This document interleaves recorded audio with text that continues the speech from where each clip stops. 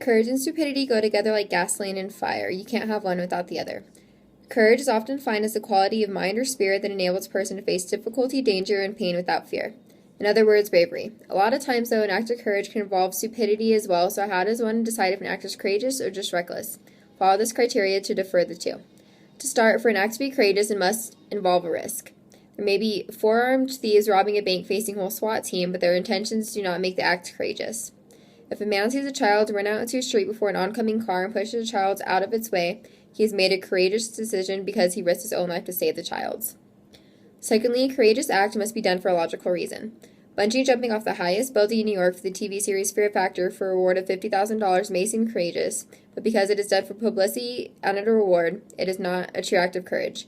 When a 6-year-old boy is constantly getting tormented by the school bully and the 6-year-old's big brother hits the bully in the face, the next time he sees him messing with his brother, that would obviously be an act of courage because the older brother did it for a logical reason. He didn't want his little brother being picked on anymore. He stood up for what was right. With the same idea, swimming in a water moccasin-infested lake because your friend's double dog dared you wouldn't necessarily be considered courageous because it was a dare, not for his own personal reasons. If a man and his wife were in Juarez, Mexico for vacation and were suddenly in the middle of a gang war when a stray bullet was headed towards his wife and he stepped in front of her and took it, that would be considered courageous. He didn't have to, but he made his own decision to save her. Along the same lines, if someone is deadly afraid of spiders and overcomes their fear and holds a tarantula at the local arachnid exhibit, they are displaying an act of courage. When a young girl gets on the biggest roller coaster ride at Disneyland for the first time because her friends did, even though she was scared, the only reason she did was because she gave in to peer pressure. The girl did not ride the roller coaster to overcome her own fear, she did it to impress her friends. Some courage has to be done.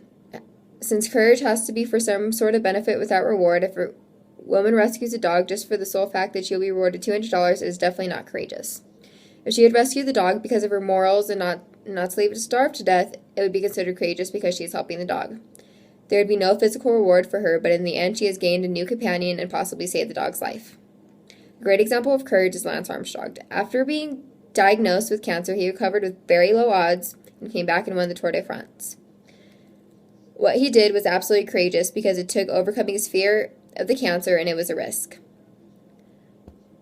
He took the chance of the cancer spreading without anyone having to ask him to. He did it for his own will, and that is what courage is all about. Last but not least, for an act to be considered courageous, it must be outside one's comfort zone. One must follow their heart and go with what's familiar. For example, if a teenager is trying drugs for the first time, giving in to his friend's peer pressure, it is not courageous because it isn't for his decision, although it is outside of his comfort zone. At prom a week later, if the same teenager asks his crush to dance with him, that is considered courageous because it's out of his comfort zone and he did it for himself, not for anybody else. In conclusion, to have done a truly courageous act, it must involve a risk. It must be your own choice and for your own personal reasons. During the act, a fear must be overcome or one must be outside their comfort zone. In relation, the act has to have some moral type of benefit. All these being said, a true act of courage must be done for a logical reason, not for a stupid, reckless one.